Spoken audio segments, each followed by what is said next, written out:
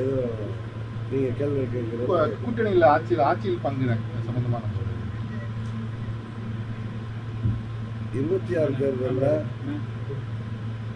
திமுக என்கிற தீய சக்தியை மக்கள் விரோத இந்த ஆட்சியை வீழ்த்தி தேசிய ஜனநாயக கூட்டணியின் ஆட்சி தமிழ்நாட்டில் முதலாக ஒரு கூட்டணி ஆட்சி தமிழ்நாட்டில் மக்கள் நலனை முன்னெடுக்கின்ற ஆட்சியாக அமைய இருக்கிறது. அதில் அம்மா மக்கள் முன்னேற்ற கழகம் அந்த கூட்டணியில் தேசிய ஜனநாயக கூட்டணியில் இடம்பெற்றிருக்கு. தெலுங்கானா மாநிலத்தை வந்து இடஒதுக்கீடுக்காக எதுவும் இருக்கிறாங்க, சர்வே பண்ணுறாங்க.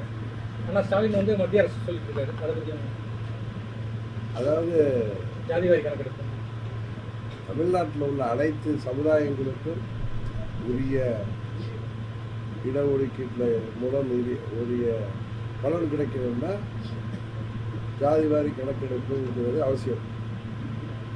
அதை மத்திய அரசு தான் செய்யணும்னு அவசியம் இல்லை, மாநில அரசே செய்யலாம். அதை ஏதோ செய்யாமல் மத்திய அரசு செய்யணும்னு சொல்லி முதலமைச்சர் வந்து அதை மத்திய அரசு பக்கம் தள்ளி விட்டுருக்காரு. ஆனால் அது தமிழ்நாடு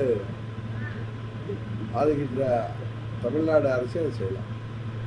தமிழ்நாட்டில் இப்போ சட்டம் ஒழுங்கு எப்படி இருக்குன்னு நினைக்கிறீங்க? அதாவது பன்னீர் சங்க தலைவருக்கு வந்து கொலை தலைவருக்கு தலையை எடுப்போங்கிற அளவுக்கு இருக்கு. அதை பற்றி உங்களோட கருத்து?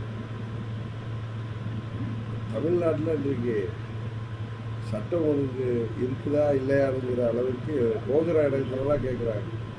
அது சென்னையாக இருக்கட்டும், நேற்று கூட தென்காசி போயிருக்காங்க. அங்கேயும் தமிழ்நாட்டில் சட்டம் ஒழுங்கு எப்படி இருக்குன்னு கேட்டாங்க ஊடக நண்பர்கள். அதெல்லாம் தமிழ்நாட்டில் சட்டம் ஒழுங்கு இன்றைக்கு சந்தித்திருக்கிறது.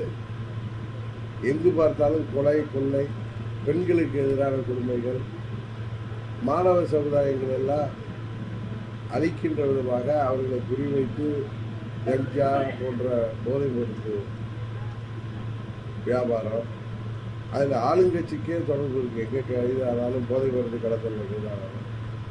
அது மாத்திரம் இல்லை, இன்றைக்கு முதலமைச்சர் கொடுப்பதை தவிர யாருக்குமே உயிருக்கு பாதுகாப்பு இல்லைங்கிற அளவுக்கு இந்த போதை பழக்கம், குறிப்பாக கஞ்சா போன்ற போதை மருந்து பழக்கங்களால் 25 வயதுக்கு உட்பட்ட இளைஞர்கள்லாம் இன்றைக்கி கூலிப்படைகளாக